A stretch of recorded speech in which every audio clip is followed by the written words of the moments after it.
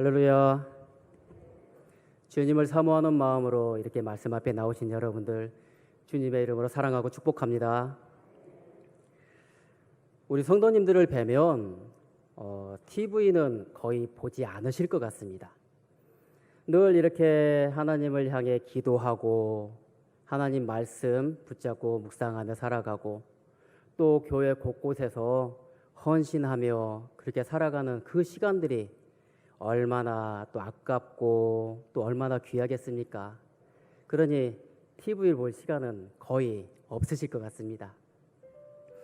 저도 뉴스는 봐야 된다고 이야기를 합니다. 그런데 뉴스를 막상 틀어놓고 보더라도 이렇게 답답한 소식들만 들려오다 보니까 그마저도 잘 안 보게 되더라고요. 그런데 얼마 전부터 저의 관심을 끄는 프로그램이 하나 있었습니다. 그 프로그램은 이렇게 소개가 됩니다. 최강의 특수부대를 가리는 팀 서바이벌, 강철부대. 여러분들도 들어보셨을 것입니다. 여기에는 우리가 잘 알고 있는 그리고 우리가 잘 알지 못하는 그런 여러 부대들이 특수부대들이 나와서 자기들의 그런 작전 수행 능력을 서로 겨루는 그러한 프로그램입니다. 우리가 잘 알고 있는 특전사도 나오고 해군 특수부대인 UDT도 나오고 그리고 테러가 일어났을 때 그 테러를 진압하는 707이라는 특수부대도 있습니다. 하지만 우리가 잘 알지 못하는 해난구조대 그리고 항공구조대라는 부대도 있더라고요. 이런 특수부대들이 나와서 자기들의 작전 수행 능력을 서로 겨루는, 경합하는 그러한 프로그램입니다. 저는 이 프로그램을 보면서 상당히 좀 인상이 깊었던 부대가 한 부대 있었습니다. 그 부대 이름은 HID라는 부대였는데 이 부대는 국군 정보사령부 특수임무를 수행하는 부대더라고요. 이 부대의 모든 내용들은 다 아주 기밀에 붙여져 있습니다. 저는 이 특수부대들을 보면서 상당히 좀 놀랄 일이 있었습니다. 어떤 미션이 딱 주어졌을 때 그 미션을 완수하기 위해서 끝까지 포기하지 않고 수행해 나가는 겁니다. 그 미션을 충분히 이해하고 또 그 미션을 완수하기 위해서 서로 협력하면서 아주 일사불란하게 움직여가는 그 모습을 보면서 아주 감탄하지 않을 수 없었습니다. 그들은 오직 명령에 복종하고 또 그 명령을 완수하기 위해서 최선을 다합니다. 그러한 특수부대원들의 모습을 보면서 우리의 신앙생활에서도 저러한 모습들을 좀 배워가면 좋겠다 하는 참 그런 엉뚱한 생각도 해봤습니다. 오늘 우리가 함께 이렇게 나눌 말씀은 다윗이 사울을 피해 도피하는 과정에서 있었던 한 사건입니다. 오늘 본문의 이전의 내용들을 한번 살펴보자면 다윗이 그일라라는 곳에 머물고 있을 때 블레셋이 그곳을 쳐들어옵니다. 이에 다윗은 하나님의 명령을 따라서 그일라를 블레셋의 손에서 구해냅니다. 하지만 그일라 사람들은 이런 다윗을 오히려 사울에게 위치를 알려주면서 사울의 손에 넘겨버립니다. 사울을 피해 급히 다른 곳으로 이동한 다윗은 10광야에 숨어 지냅니다. 그런데 10사람들이 또 다윗을 사울에게 다윗이 여기 있습니다 하면서 그 위치를 가르쳐 줍니다. 다윗은 그곳에서 사울의 군대에 의해서 완전히 포위가 돼버리고 빠져나갈 수 없는 아주 급박한 상황이 되고 맙니다. 그런데 이때 아주 놀라운 일이 벌어집니다. 갑자기 블레셋이 또 쳐들어왔다는 전령이 사울에게 도착을 하게 되고 사울은 그 블레셋과의 전쟁을 위해서 다윗을 잡으려고 왔던 그 군대를 돌리게 됩니다. 다윗은 빠져나갈 수 없는 그 절체절명의 위기에서 이렇게 다시 도망칠 수 있게 됩니다. 어떻게 이렇게 될 수 있었을까요? 바로 다윗을 생각한 하나님이 이 급박한 상황에 개입하면서 다윗이 도망갈 수 있도록, 피할 수 있도록 블레셋을 그 전쟁에 사용하신 것이죠. 그리고 다윗이 자리를 피하니까 그 사건을 종결하신 분도, 그 전쟁을 종결하신 분도 바로 하나님이시라는 겁니다. 하나님의 개입으로 위험한 상황을 넘기게 된 다윗은 또 엔게디 광야로 피하게 됩니다. 그런데 또 엔게디에 있는 사람이 다윗이 이곳에 있다고 사울에게 전하게 되고, 사울은 이스라엘에서 선발된 3,000명의 군사를 이끌고 다윗을 잡으려고 엔게디 광야로 오게 됩니다. 그런데 다윗을 잡으려고 하는 사울의 그 마음이 많은 스트레스였는지 사울의 배가 갑자기 요동치기 시작합니다. 그래서 급하게 볼일을 보기 위해서 사울은 동굴에 들어가게 되는데, 그 동굴 깊숙한 곳에 다윗과 다윗을 따르는 사람들이 숨어 있었습니다. 이때 다윗을 따르는 사람들이 다윗에게 이야기합니다. 이것은 사울을 죽일 수 있는 절호의 기회입니다. 이것은 하나님이 우리에게 주신 기회입니다. 반드시 사울을 죽여야 합니다 하면서 다윗에게 이야기합니다. 하지만 다윗은 다른 선택을 하게 되죠. 다윗은 사울을 죽이지 않고 다만 그의 옷자락을 조용히 베어냅니다. 하지만 사울의 옷자락을 베어낸 그 행위마저도 다윗은 마음에 깊이 찔려서 아주 심하게 괴로워합니다. 그것마저도 마음에 찔려서 괴로워하는 다윗은 자신을 따르는 모든 이들에게 하나님의 기름 부음을 받은 사울을 절대 해치지 말라고 명령합니다. 물론 다윗을 따르는 사람들이 다윗에게 이야기할 때는 그만한 명분과 이유가 있었습니다. 다윗의 사람들은 다윗에게 내가 원수를 내 손에 넘기리니 내 생각대로 좋은 대로 행하라 하는 하나님의 말씀을 생각하면서 현재의 상황이 사울을 죽이라는 하나님의 뜻이라고 생각하고 있었던 겁니다. 다윗을 따르는 사람들의 선택, 즉 사울을 죽이자는 의견은 따지고 보면 결코 잘못된 것만은 아닙니다. 사울은 질투심에 그 눈이 멀어서 합당하지 않은 이유로 다윗을 죽이려고 하고 있습니다. 그리고 그가 동원한 3,000명의 군사는 블레셋과의 전쟁에서 동원됐던 그런 군사의 수와도 같은 수입니다.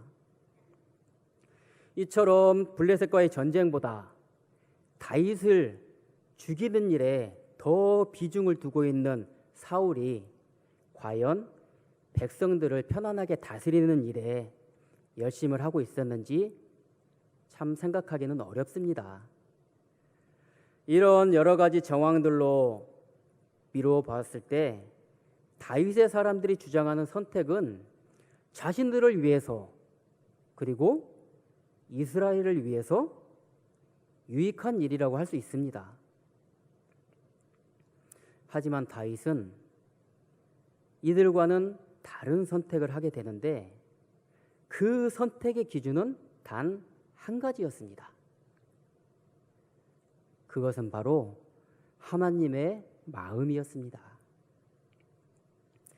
하나님이 기름 부어 세워주신 왕을 죽인다는 것은 결론적으로 하나님의 결정을 무시하는 행위이고, 또한 더 나아가서는 하나님 자체를 무시하고 배반하는 행위였기 때문입니다.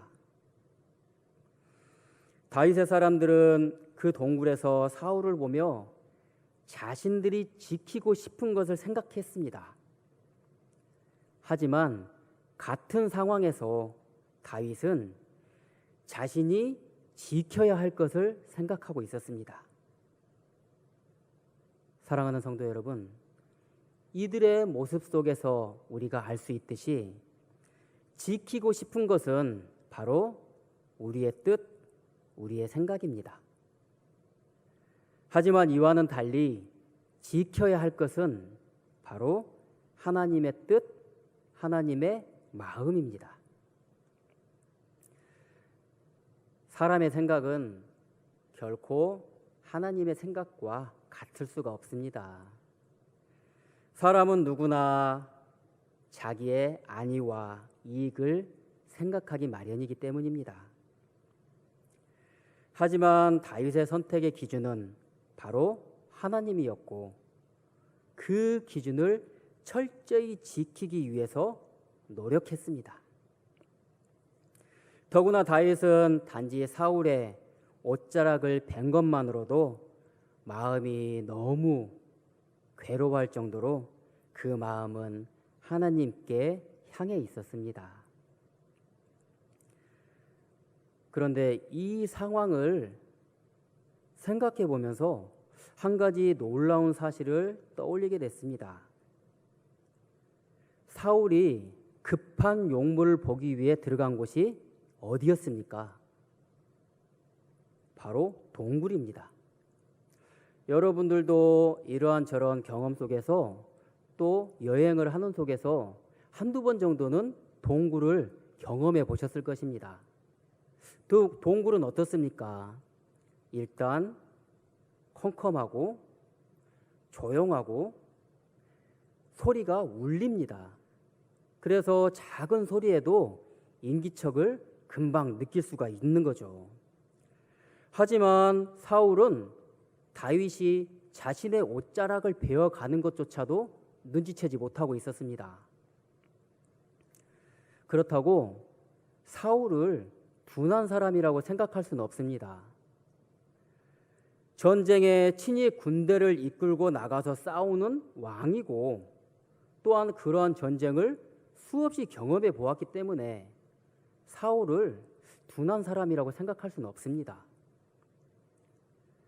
하지만 사울은 다윗이 옷자락을 베어가는 것을 전혀 눈치채지 못했습니다. 이러한 면에서 생각해 보면 다윗은 그 어떤 특수 부대원들보다 그들보다 더 못지않는 그런 작전 수행 능력을 가지고 있었던 것으로 우리가 판단해 볼 수 있습니다. 이 작전 수행 능력이라고 이야기하는 것은 개인의 그러한 행동과 전술에서 나오는 행위를 이야기할 수도 있지만 그 명령을 철저하게 기억하고 그 명령을 완수하기 위한 그러한 마음을 더 깊이 생각해 볼 수가 있습니다. 다윗은 숨어 지내고 도망 다니고 전쟁을 치르면서 아주 특별한 전쟁 수행 능력이 있었습니다. 또한 하나님의 말씀을 늘 기억하고 어떤 것이 하나님 마음에 만족스러운 하나님께서 좋아하시는 그러한 일인지 분명하게 생각하고 판단하고 행동했던 그러한 인물인 거죠. 다윗은 이러한 능력이 있었음에도 불구하고 사울을 해하지 않았습니다. 다윗이 이렇게 사울을 해하지 않은 그런 근본적인 마음이 무엇이었는지 우리가 함께 생각해 보길 원합니다. 다윗의 행동과 선택의 중심은 늘 자신의 생각이 아닌 하나님의 마음에 고정되어 있었다는 것입니다. 우리는 하나님께 기도하고 또 하나님의 뜻을 따른다고 이야기하며 살아갑니다. 하지만 우리의 힘으로 가능하다고 생각할 때가 솔직히 많습니다. 하지만 하나님의 방법과 우리의 방법이 다르다는 것을 인정한다면 하나님의 방법을 물을 수밖에 없습니다. 우리는 이것을 올바른 신앙이라고 이야기합니다. 이 올바른 신앙이란 어떤 것이겠습니까? 바로 하나님과의 올바른 관계를 이야기하는 것입니다. 그렇다면 하나님과의 올바른 관계는 또 어떤 의미를 가지고 있겠습니까? 전자에 말씀드린 것처럼 우리가 지켜야 할 것, 이것은 하나님의 뜻입니다. 또 우리가 지키고 싶은 것, 이것은 우리의 생각과 우리의 뜻입니다. 이러한 하나님의 뜻에 우리의 뜻이 가까워지고 일치되었을 때 이것을 우리는 하나님과의 올바른 관계의 완성이라고 이야기할 수 있겠습니다. 이것이 바로 우리가 이루어야 할 신앙의 목표이죠.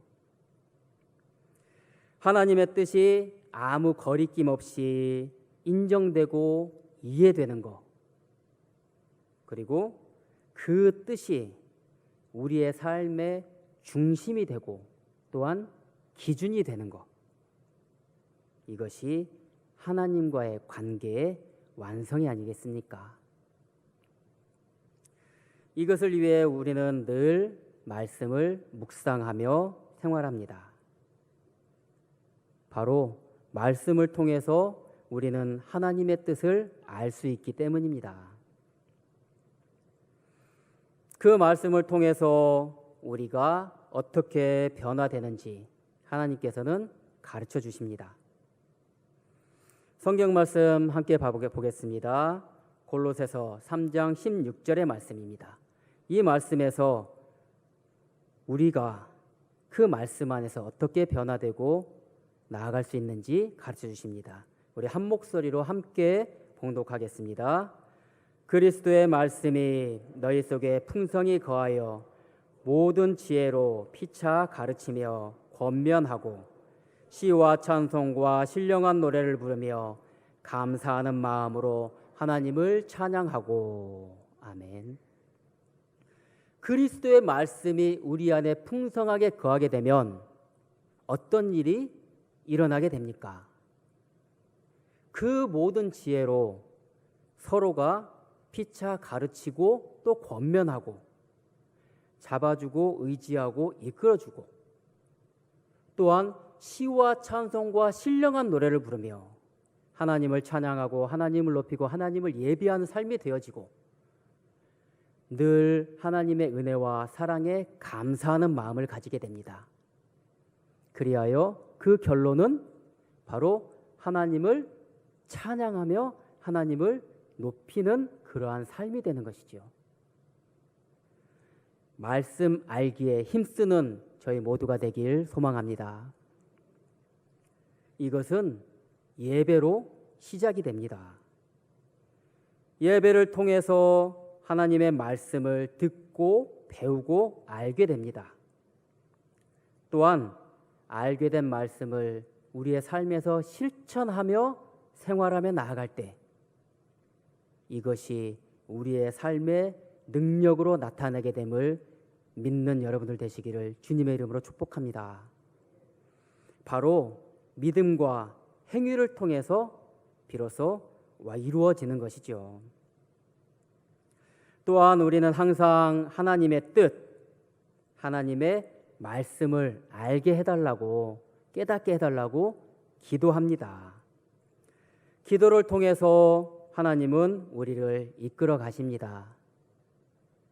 기도가 어떠한 능력으로 또 기도를 통해 이끌어 가시는 하나님의 마음이 어떠한 마음인지 우리 또 말씀 함께 보겠습니다. 이 말씀은 너무나 잘 알고 있는 말씀입니다. 예레미야 33장 3절 말씀 우리 함께 보겠습니다. 우리가 함께 이 부분은 암송을 해봤으면 좋겠습니다. 다 다 아시는 말씀이죠. 너는 내게 부르짖으라. 내가 내게 응답하겠고 내가 알지 못하는 크고 은밀한 일을 내게 보이리라. 아멘. 기도하는 속에서 하나님의 이름을 부르고 간절히 의지하는 속에서 우리가 보지 못하고 알지 못하는 것들을 주님께서는 깨닫게 해주시고 그 기도를 통해 저희를 인도해 가십니다. 이렇게 하나님께서 알려주시는 지혜 안에서 나의 뜻, 나의 생각이 과연 주님의 뜻과 어떤 차이가 있는지 우리는 분별해야 합니다. 결코 나의 뜻을 하나님의 뜻인 것처럼 포장해서는 안 됩니다. 우리의 마음은 너무나 간사해서 우리가 원하는 것을 가지고 기도할 때 그 내용이 마치 하나님께서 우리에게 허락하신 응답인 것처럼 포장할 때가 많이 있습니다. 결코 이러한 실수를 범해서는 안 되겠습니다. 이를 해결함에 있어서 하나님의 방법과 우리의 방법에는 분명히 차이가 있습니다. 하지만 말씀과 기도를 통해서 하나님의 뜻을 알아가고 또 조금씩 하나님의 뜻에 근접해 갈 수 있도록 우리는 끊임없이 노력해야 하겠습니다. 하나님의 방법이 바로 나의 방법이 될 수 있도록, 또한 나의 방법이 하나님의 뜻이 될 수 있도록 늘 노력하는 저희 모두가 되길 소망합니다. 이것은 하나님이 어떤 분인지 알아야지 가능할 수 있습니다. 기도를 통해서 하나님의 뜻을 물어보고 말씀을 통해서 하나님의 뜻을 배워가면서 이러한 시간의 반복을 통해서 하나님의 뜻을 알아가는 저희 모두가 되기를 주님의 이름으로 축복합니다. 이 같은 기도 그리고 말씀의 경건 생활과 예배 생활이 우리의 삶의 중심이 될 때 우리의 모습은 바로 서갈 수 있습니다. 이러한 생활을 통해 우리가 지키고 싶은 것이 우리가 지켜야 할 것에 점점 가까워지는 삶, 그리고 마침내 우리가 지켜야 할 것에 우리가 지키고 싶은 것이 일치되는 삶이 되는 것, 이것은 바로 하나님께서 우리를 인정해 주시고 우리를 칭찬해 주시는 그러한 삶이 될 것입니다. 기도하며 하나님의 음성을 그리고 성령의 인도하심에 집중하는 삶, 말씀 안에서 우리를 인도하시는 성령의 인도하심에 순종하는 삶,